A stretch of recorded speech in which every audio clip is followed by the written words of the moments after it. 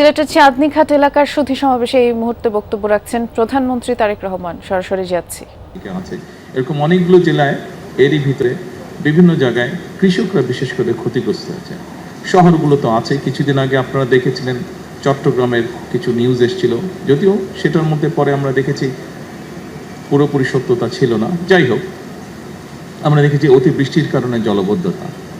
এই সকল বিষয়কে বিবেচনা করে এর আগে সবচেয়ে প্রথমে খুব সম্ভবত সচিব সাহেব উনি সিলেট সিটি কর্পোরেশনের নাগরিকদের পানির চাহিদা পূরণ করতে গিয়ে একটি কথা বলেছেন যে পরিমাণ চাহিদা প্রতিদিনের পানির তার অধিকাংশটাই আন্ডারগ্রাউন্ড থেকে ওনারা তুলছেন এই পানিটা, অর্থাৎ আন্ডারগ্রাউন্ড ওয়াটার লেভেল যেটা আছে সেটা ধীরে ধীরে নিচে নেমে যাচ্ছে, অল্প অংশই ওনারা নদী থেকে আনতে পারছেন। এই সকল কিছু বিষয় মাথার মধ্যে রেখে বিবেচনা করে আমরা তখন বলেছিলাম যে খাল খনন একটি কর্মসূচি আমরা দিয়েছিলাম সারা দেশে। এই কর্মসূচির কথা বলেছিলাম এবং সরকার গঠনের সাথে সাথে আমরা এই কর্মসূচিটাকে শুরু করেছি। এই কর্মসূচির লক্ষ্য বা উদ্দেশ্য কিন্তু এই সমস্যাগুলোকে অ্যাড্রেস করার জন্য। আন্ডারগ্রাউন্ড ওয়াটার লেভেল যেটা আছে সেটা শুধু সিলেট সিটি কর্পোরেশনে নয়, এই সমস্যা ঢাকাতেও আছে, এই সমস্যা অন্য অনেক শহরগুলোতেই আমাদের আছে। আমাদের জন্য যেটি একটি বড় সমস্যা হচ্ছে যেভাবে আমরা মাটির নিচে যে পানি আছে এটিকে যে টেনে তুলছি, এছাড়াও কৃষিকার্যের জন্য একই কাজ আমরা করছি, এটি ধীরে ধীরে একটি ভয়াবহ অবস্থার দিকে নিয়ে যাচ্ছে পুরো পরিস্থিতিকে। আমরা যদি এই পরিস্থিতিটাকে এখনই অ্যাড্রেস করতে চাই তাহলে সবচেয়ে প্রথম যে উপায়টি হচ্ছে আমাদেরকে খাল খনন করতে হবে এবং খাল খননের মাধ্যমে এই যে পানিগুলো, দেখুন বর্ষার সময় এই যে বৃষ্টির সময় এত পানি আসছে, এত পানি এসে জলাবদ্ধ তৈরি হচ্ছে, তারপরে আমরা কোনোভাবে পানিটাকে সরিয়ে দিচ্ছি, পানিটা কিন্তু নদী দিয়ে নেমে সমুদ্রে চলে যাচ্ছে, অর্থাৎ এই পানিটাকে আমরা ব্যবহারও করতে পারছি না। কাজে এই পানিটাকে যাতে আমরা ব্যবহার করতে পারি, জলাবদ্ধতাও যাতে না হয়, মানুষেরও কষ্ট না হয়, সেটি কৃষির সুবিধার জন্যই হোক, পানিটিকে মানুষের ব্যবহারের সুবিধার জন্যই হোক, আমরা খালগুলো খনন করতে চাচ্ছি দেশে, যাতে আমরা অতিরিক্ত যে পানি থাকবে সেই পানিটাকে যাতে আমরা ধরে রাখতে পারি এবং প্রয়োজনের সময় আমরা সেটিকে মানুষের প্রয়োজনে আমরা ব্যবহার করতে পারি। আজকে এই অনুষ্ঠানে আসার আগেই সিটি কর্পোরেশনের জলাবদ্ধতার নিরসনে একটি প্রকল্পের কাজ শুরু হবে, সেটির ভিত্তিপ্রস্তর আমি স্থাপন করে এসেছি। আমি ইঞ্জিনিয়ার সাহেবকে জিজ্ঞেস করেছিলাম যে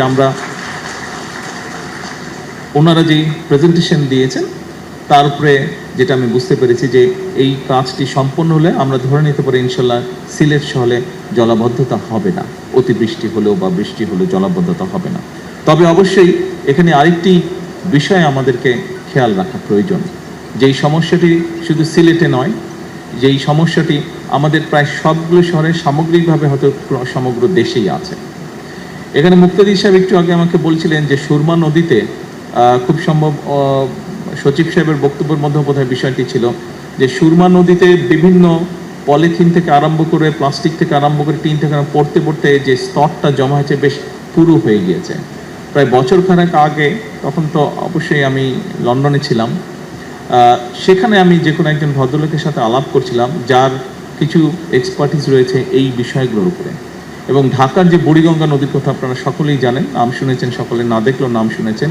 সেই বুড়িগঙ্গা নদীতে ওনাদের বক্তব্য অনুযায়ী প্রায় 2 মিটার মানে 5-6 ফিটের মতন প্রায় স্তর জমে গেছে নিচে, এত স্তর জমে গেছে ময়লা জমে জমে।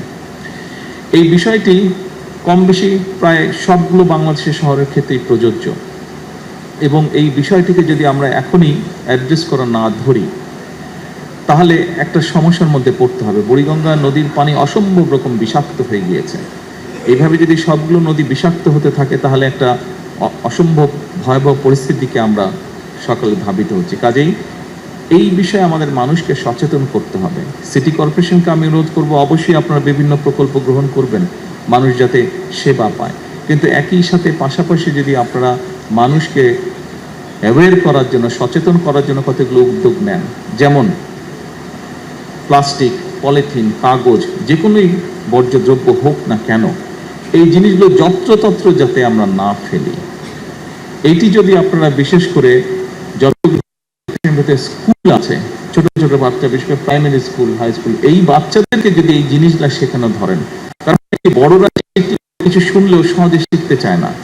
একটা মানুষ 25, 30, 35, 40 বছর বয়সে তাকে যদি আপনি কিছু শেখাতে চান অনেক বেগ পেতে হয়। কিন্তু আপনি যদি একটা ছোট বাচ্চাকে যদি ভালো কিছু শেখান, ওটা কিন্তু তার মাথায় ঢুকে যায়। এবং ছোট